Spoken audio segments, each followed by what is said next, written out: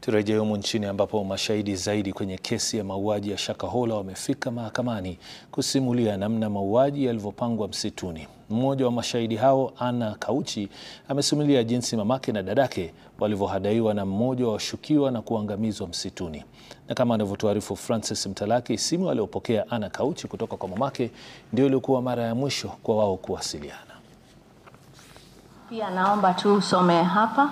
Alipofika mbele ya hakimu mkuu katika mahakama ya Mombasa, Alex Dhuko, utaulizwa maswali na shahidi Anna Kauchi alitambua mshukiwa huyu kwa jina Robert, ambaye alimhadaa mamake na dadake kujiunga na kanisa la Good News International chini ya uongozi wa Paul Mackenzie. Anna akifichua jinsi mamake alikuwa na usuhuba wa karibu na Robert na hata kuwatembelea nyumbani. Ni vipi ni Robert tu umemtambua kwa halaiki ya watu mpaka umemtambua kwa jina? Alikuwa na ukaribu sana na mama. Alikuwa na ukaribu sana na mama? Ndio. Unaweza penda kuendelea utuambie ni ukaribu wa aina gani?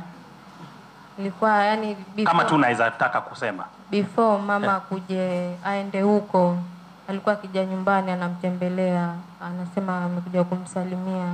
Alikuwa anakuja kutembelea mama? Ndio. Nyumbani mlikuwa mnamuita nani Robert? Akija nyumbani? Anko. Anko. That's all you know. Alieleza mahakama jinsi mamake alivyokuwa akimshurutisha kuacha shule, akisema ni mojawapo ya itikadi kali na matakwa ya dhehebu hilo. Mama na dadake walipofunganya virago na kuenda Shakahola, Kauchi anadai alipokea simu na kufanya mawasiliano ya mwisho na mamake. Kwa nini ulikataa kuondolewa shule uliposhauriwa? Nilikataa sababu nilijua sitaishi na mama muda wote kama venye sahihi. Nilijua nitajitafutia mwenyewe maisha yangu ya baadaye. Na alipoenda uliweza kumsikia tena? Alipoenda alinipigia simu mara ya mwisho, akanitisha pesa ya chakula. Nikamtumia na yeye akasema sawa, nimeshukuru na sitawahi kupigia tena simu. Hii ndo simu yangu ya mwisho. Manake alisema kuwa simu hazitawahi tumika tena, hawataruhusiwa tena kutumia simu. Wakati na huo alikuja nikampa simu, lakini ile simu alienda akaitupa.